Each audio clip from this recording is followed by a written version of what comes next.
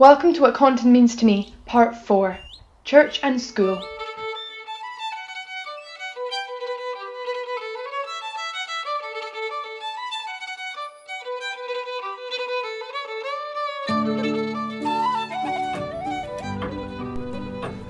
The island has always been very peaceful and quiet.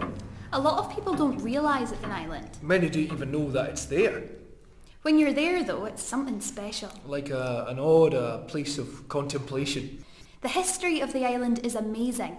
Goes all the way back to at least 690 or so, when St Maelruv came over from Applecross and founded a church and a settlement there. The church's history, it's quite colourful. It was burned down twice. Turbulent times. It would be packed every service, the church. The bell always used to be rung every Sunday. And there was communion with tokens. The tokens are still in the church now. The tokens, people used to get them to give the minister to receive communion. Some of them are dated 1700 or something. In the old days, before the hydro schemes and the bridges over the dams, people in Scatwell used to get the boat across Loch Looker on a Sunday and row themselves to church. You can't get ministers now, they're difficult to get. The new manse is opposite the West Lodge, which is empty since the last minister went. The old manse, though, is a lovely house. It's a fascinating part of Contin. Even the graveyard tells you lots of stories. There's even a map in the church that shows all the graves with families' names. It's fascinating. The layers. They're 6 and 7 bodies deep. That's the way they were all crammed in. And they're all numbered, so you can still find where some ancestor is actually buried. Which to some people is important.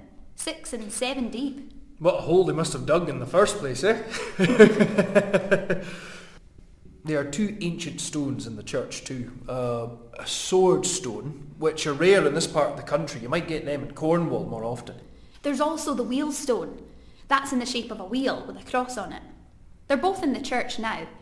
Apparently, they'd lain in the churchyard for centuries. They were flat on the ground, covered in moss. The church, like the school, used to be a big part of village life. Generations of Contin children went through its doors. It used to have 3 teachers in its heyday, with 60 odd pupils. They were very capable people, taught us everything. Reading, writing, arithmetic, art. Music, gym. Sewing. Gardening. And the school closed in 2000, when the new one was built in Strathpeffer, which you can understand, but it's a shame, because the heart of the village is gone. When the school closes down, you lose part of the village. True. It's something that helped to draw the community together. Like the old hall before it closed. And the pubs too.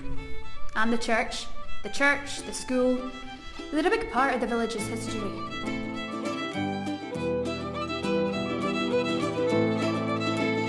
This video has been produced by Contin Community Council with thanks to Foundation Scotland and the EDF Renewables Corrymoily Contin Community Fund, Ambala and Highlife Highland for permission to use some of their photo archive, the National Library of Scotland for permission to use the maps reproduced here, the Astor School of Traditional Music, BBC Digital Services for permission to use some of their sound recordings, all the local people who shared their photos and stories about Contin life and people, actors Innes Anderson and Alexander Donaldson for voicing their words, me, Audrey Daines, Phil Barra for putting everything together, and to Norma Ross, Chair of Contin Community Council, and especially Pam Kershaw, who had the original idea for what Contin means to me.